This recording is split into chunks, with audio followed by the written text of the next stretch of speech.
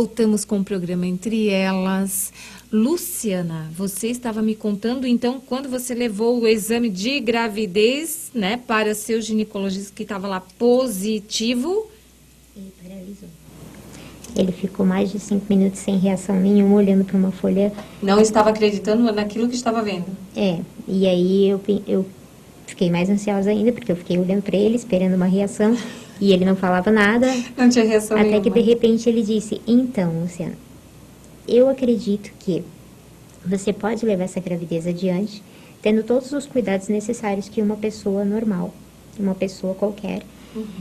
E a única preocupação nossa é quando esse bebê começar a pressionar os seus órgãos, pulmão, coração, coisa e tal. Mas isso vai acontecer lá pelo 7º mês. Se começar a te dar problema respiratório muito forte, a gente faz um parto prematuro. E hoje em dia a medicina está tão avançada que com 7 meses o Rafael consegue sobreviver tranquilo. Vai ficar na UTI neonatal e vai sobreviver. Perfeito, voltei para casa. E você não estava preocupada que ele nascesse com esse mesmo probleminha que você? Sim. Estava? Bastante. Porque você sabe tudo que você passou, né, nesses 33 anos, então, assim, para você foi complicado. De repente, poxa, aconteceu, que era uma coisa que você não tinha planos, você tinha medo que isso acontecesse, acabou acontecendo. Claro, que nada acontece sem auxílio de Deus. Sim. Mas, eu tenho certeza, você ficou insegura essa gestação. E levou essa gestação até... 8 meses. Até 8, quase 9 meses. Isso. A gente ficou bastante, eu principalmente, né? Pro Rodrigo isso não mudava nada. A criança vindo com osteogênese ou não, tanto faz. Mas eu, por ter vivido toda aquela situação na infância, eu não queria que o meu filho passasse pelas mesmas dificuldades. Mas, enfim, fomos levando a gravidez adiante e com 4 meses eu consegui uma vaga no HU, o Hospital Universitário em Florianópolis, onde eu comecei a ser acompanhada por um médico especialista em gravidez de risco. Gravidez de risco por quê? Pela minha situação, pelo espaço que eu tinha para o bebê desenvolver, porque a minha gravidez contrariou a medicina o tempo inteiro. Eu tive uma gravidez perfeita, eu não senti enjoo, não senti nada. Nada. Tranquilíssima. Eu sabia que o Rafael estava bem pelas ultrassons. Porque de mês em mês a gente ia para Floripa. Você não teve nenhuma fratura nesse período? Nada. Inclusive, quando eu estava de 2 meses, talvez um pouquinho mais, eu bati o carro.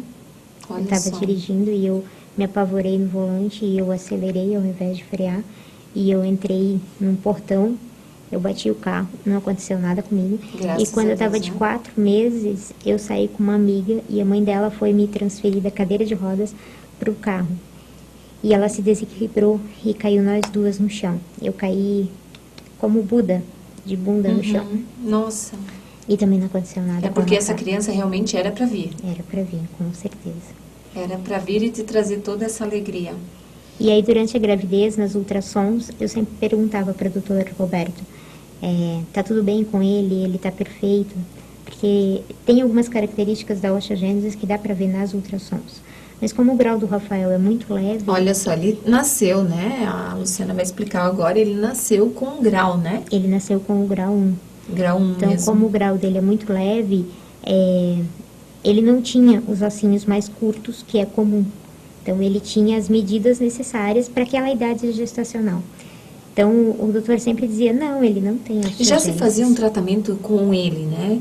Na sua gestação? Já existe isso ou só depois que ele nasceu? Não, só depois. Só depois. Durante a gestação não tem tratamento. Tem que deixar as coisas acontecerem. Aí você fez uma cesárea.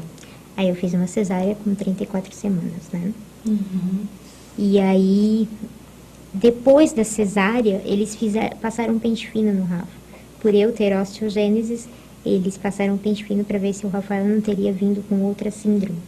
Porque a osteogênese estava descartada.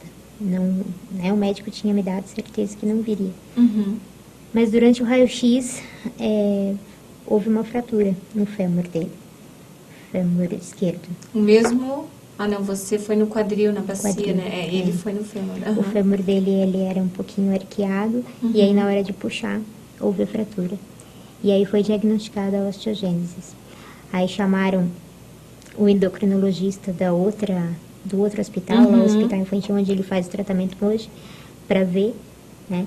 Aí ele foi, visitou o Rafael, ele ficou na UTI neonatal por causa do pulmãozinho dele, que ainda não estava 100%, né? E aí, depois de 7 dias, a gente foi transferido lá para o Hospital Infantil e ele recebeu a primeira dose do pamidronato. Você chegou, porque assim, na época que você nasceu, foi diagnosticado, mas não existia um tratamento para isso, certo? As coisas iam acontecendo. Com que idade? Você chegou a fazer algum tratamento? Nunca? Não. Nem agora? Não. Nem agora? Não. Nada? Hoje em dia eu não faço por descuido mesmo. Eu tenho que procurar um endocrinologista, porque hoje em dia adultos tomam o alendronato, que é em comprimido, é super tranquilo, toma em casa. E o Rafa, no caso do Rafa? O Rafa vai tomar pamidronato de 3 em 3 meses até 2 aninhos. Que é na veia? É direto na veia. Então a gente vai para Floripa, fica 3 dias no hospital, porque o medicamento é muito forte. Então dilui em E esse medicamento é para quê? Para fortalecer os ossos? Isso. Porque é cálcio direto na veia. E nessa geração, se não é aquela época, 35 anos atrás, você gera essa peca? Imagina essa geração do Rafinha, né? As minhas amigas que dizem que eu tenho que esconder algumas fotos do meu passado para o Rafael não ver, porque se ele quiser fazer igual... Sim, e quando você chamar a atenção, ele vai dizer, não, mãe, mas você fazia, por que eu não vou poder fazer? Mais ou menos isso? Mais ou menos isso. E qual foi a dificuldade para você em questão de cuidados com o Rafa? Quando ele nasceu, trocar o seu marido, eu vejo que é um maridão, está sempre auxiliando e sempre auxiliou. Sua mãe já te ajudava também? Sim. E para você foi tranquilo? Sim, Assim, quando a gente voltou do hospital para casa... Você estava com uma cesárea. E eu tinha um pouco de medo de manusear o Rafa, porque eu não sabia até que ponto era a fragilidade dele. Então, a gente ia dar banho, o Rodrigo ou minha mãe segurava o Rafael e eu passava sabonete, shampoo, essas coisas do tipo. Mas na hora de botar roupinha, eu sempre passava essa função, ou para minha mãe ou para o Rodrigo. Até eu pegar a segurança, demorou um pouquinho. Mas hoje em dia eu troco ele normal, dou banho... Enfim. E depois dessa fraturinha após o nascimento dele, ele teve outras? Ele teve 2 no 4º mês. Ele bateu com a perna no braço do sofá. Ele teve uma crise muito forte. Não, ele teve um refluxo, voltou o leite e aí ele engasgou. Ele se asfixiou, né? E aí ele se desesperou. E no que ele se desesperou, ele começou a sapatear e bateu com o pé no braço do sofá. Aí já teve uma fratura. Aí ele fraturou o fêmur direito dessa vez. E 10 dias depois, ele fraturou o bracinho. Então, no 4º mês, ele passou 20 dias engessado a perninha e o bracinho direito. E depois disso, nunca mais. Graças a Deus.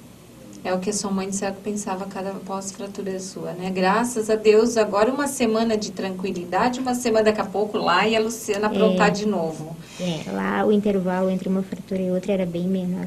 Só que como você já passou por tudo isso, Luciana, depois, eu vou para um breve intervalo comercial, depois você vai me esclarecer como os seus cuidados para com o Rafa. Eu vou para um breve intervalo, volto já, não saia daí.